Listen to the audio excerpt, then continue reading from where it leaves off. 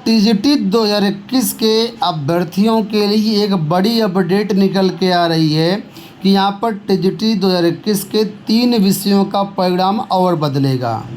आपको बता दें, हाई कोर्ट में याचिकाएं लगी थी। इन याचिकाओं के जो आदेश आए उनके क्रम में टीजीटी के कई विषयों का परिणाम यहाँ पर बदलेगा।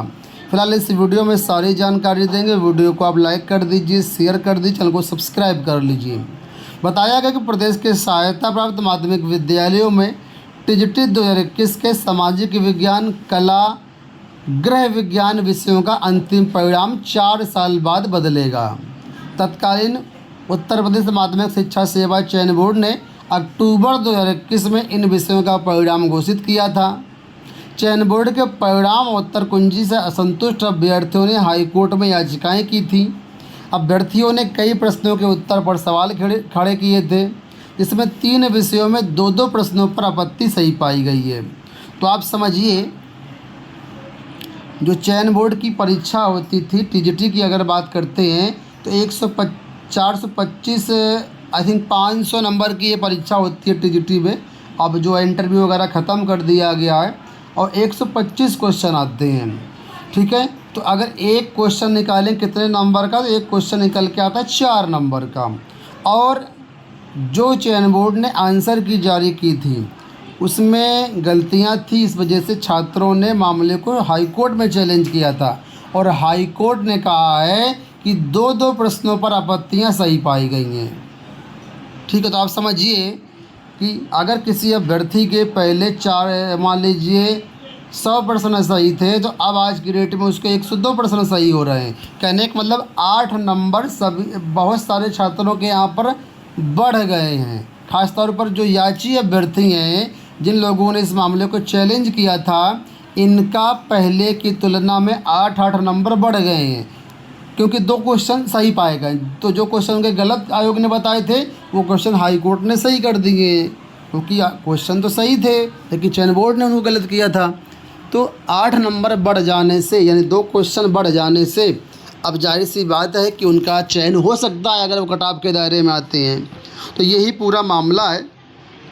अभ्यर्थियों की आपत्तियों को गंभीरता से लेते हुए हाईकोर्ट ने उत्तर प्रदेश शिक्षा सेवा चयन आयोग को निर्देशित किया है कि इस मामले में विशेषज्ञों की सलाह ली जाए।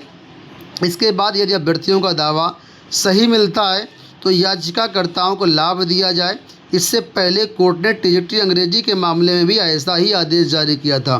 तो अंग्रेजी में ऐसा आदेश पहले जारी हो चुका था और उस पर जो है शिक्षा सेवा चयन आयोग ने बाकायदा आंसर की मतलब जो रिजल्ट वगैरह भी निकाला कुछ दिन पहले, लेकिन उसमें कोई भी अभ्यर्थी सेलेक्ट नहीं हो पाया, क्योंकि उत्तर कुंजी में जो क्वेश्चन सही किए गए थे उनके बाद भी वो अभ्यर्थी कट ऑफ के दायरे में नहीं आया, तो कट ऑफ से काफ़ी नीचे थे। तो जब कट ऑफ में नहीं आया तो किसी का फाइनल सिलेक्शन नहीं हुआ।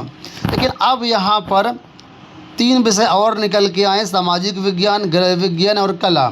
अब देखिए, यहाँ पर भी बहुत सारे याची अभ्यर्थी होंगे, लेकिन अगर कोई याची अभ्यर्थी बिल्कुल बाउंड्री में होगा, कट ऑफ के आस ही पास होगा, उसका 2 क्वेश्चन सही होने से उसका चयन तो हो जाएगा।